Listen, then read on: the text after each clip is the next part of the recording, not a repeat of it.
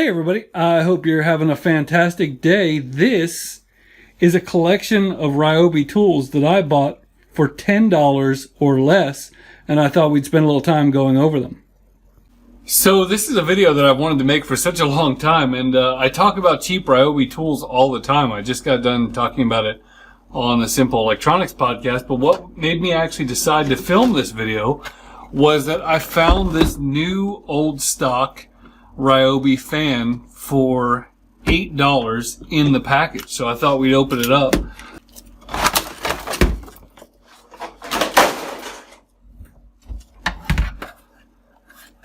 I tell you guys all the time that one of the things I love about Ryobi is that you can buy one of the starter kits on sale and slowly creep up a tool collection over the years. And I've got the bigger 18-inch Ryobi tornado fan, or whatever they call that thing.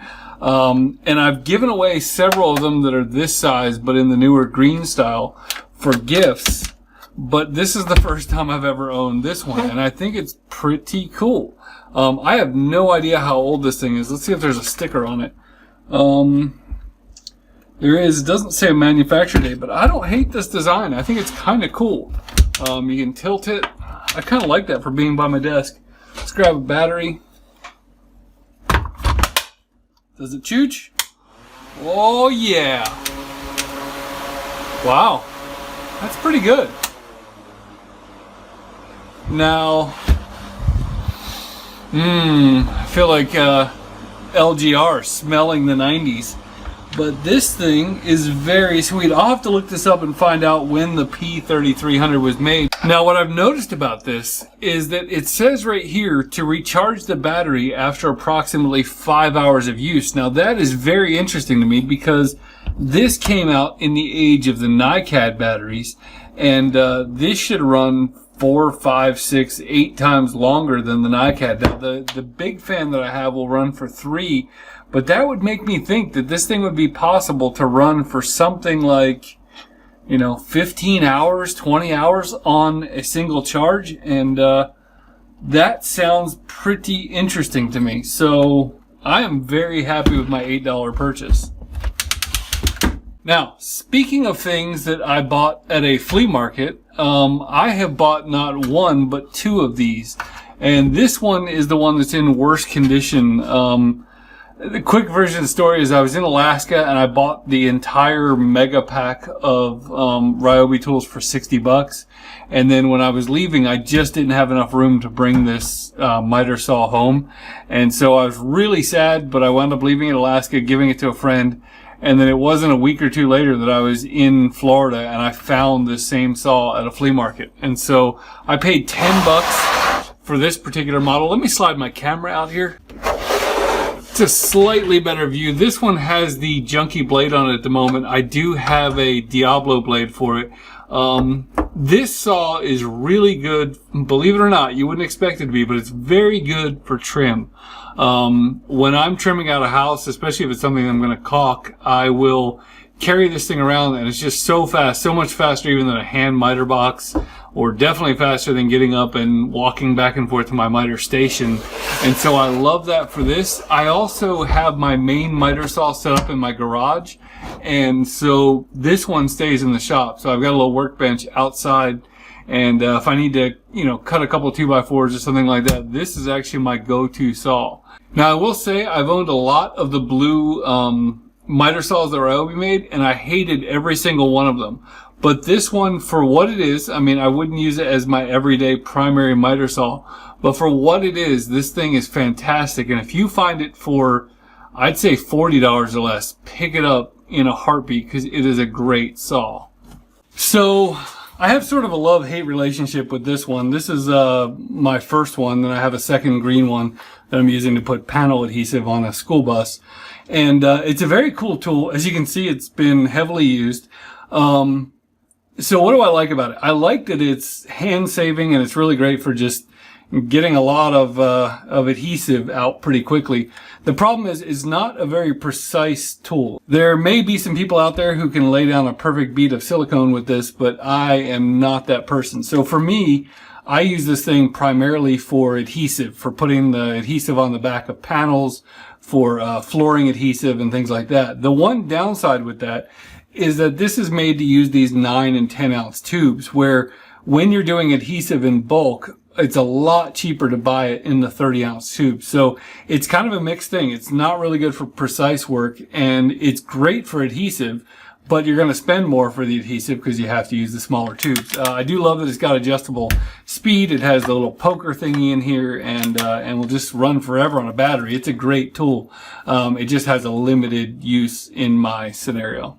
The most obvious tool that you're going to find out on the street for $5 or less are these flashlights. Now, there's a couple different versions of them. The original ones came in a 6-pack of Ryobi tools, and so they are kind of the original, the OG $5 tool. And these came with incandescent bulbs.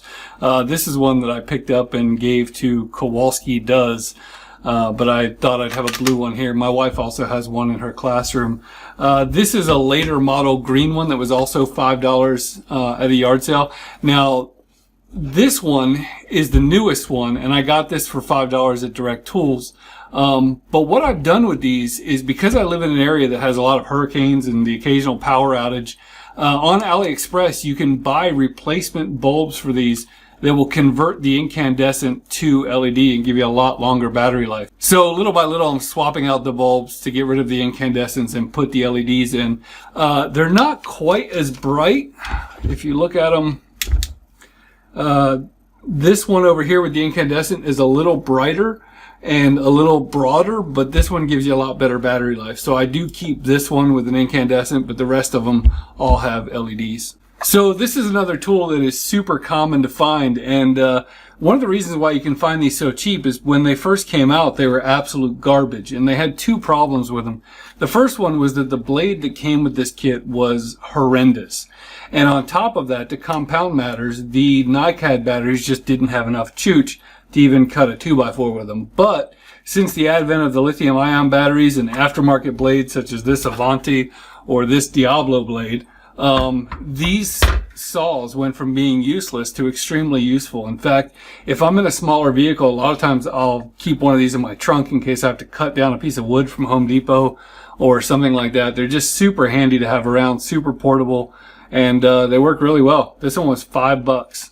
Now, these aren't in great shape, and these are the ones that if I need to abuse something, I abuse them. I think you guys saw me tear this one down in a video. I paid $2 or something like that from an old lady in Daytona Beach. I love this style impact. I really do. I bought one of these brand new, and then I've gotten 2 more of them for $5 at yard sales, and I absolutely love this thing. It goes forever. Especially with the new lithium-ion batteries. My wife keeps one of them in her classroom at school. I keep them in the garage. One of the things I do just to remember where all the tools go, all the blue ones are in the garage and all the green ones stay over here. So I've got 2 of these over in the garage, one in my wife's classroom. I've owned a couple of these over the years. This is the worst one. This rubber is junk, but this is a 90-degree drill. It's one of those things that you don't use very often, but like when I had to drill to run Ethernet cables through all my ceiling joists up there, 90-degree drill, super handy for that. I like that this one has the pivoting base so that you can turn the battery different directions. This was $5. I might use it once every year and a half, but when you need it, you need it.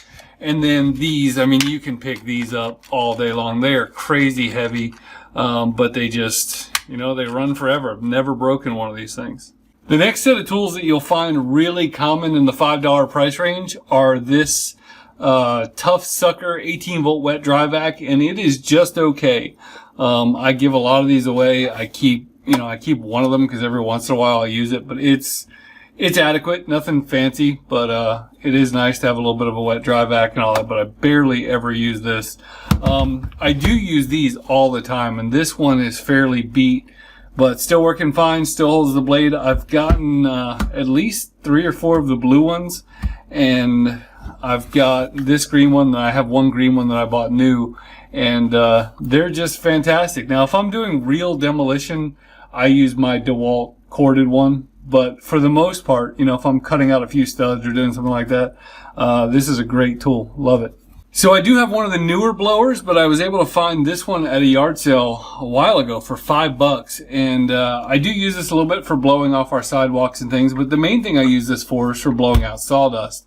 When I'm over there in the garage, this one stays in my garage. It's the only green tool over there. And I use it for blowing sawdust around and just kind of clearing off the tools. I'll take them outside and blow the last sawdust off them. And it's great. I mean, it's not overly powerful, but for $5, I've passed on a bunch of these at yard sales, so I think you can find these pretty easily for $5. This is one of those things is not something I use every day, but I absolutely love it. This little weird shaped sander thing here for doing corners and edges and things like that. I paid $5 for this at a yard sale. This one has been through it a little bit, but it works perfectly fine. And with all these different weird sanders, if you can pick them up in the $5, $10 range, they're definitely worth getting. Now I think they start getting in the $40, $50 new, so you don't want to pay much more than $5 or $10 for them. But if you get the opportunity, take it. I got this one for $5, and I've given away a couple of blue ones that I had bought before that in the $5 range.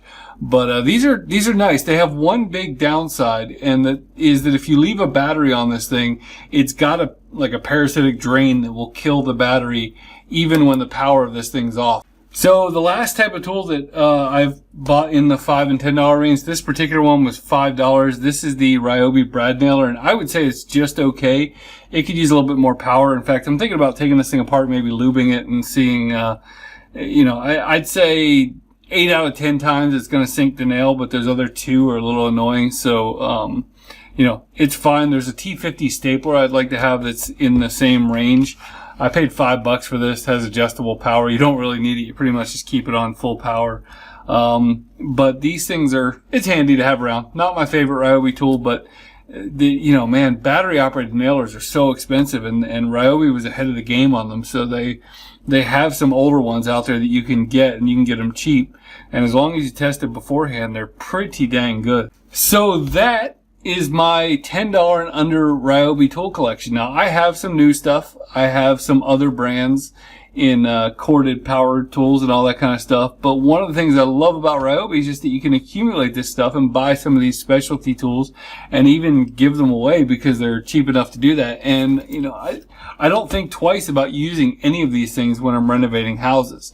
This thing will sit there and drive screws all day long. And so, nothing wrong with buying Milwaukee or Rigid or any of those other things if you have the money to do that. But I love the idea of getting a cheap set and starting and building up a collection. And if you buy the fancier angle drill, bless somebody else and pass it along down the road. So, hey, thanks for watching. Have a great day.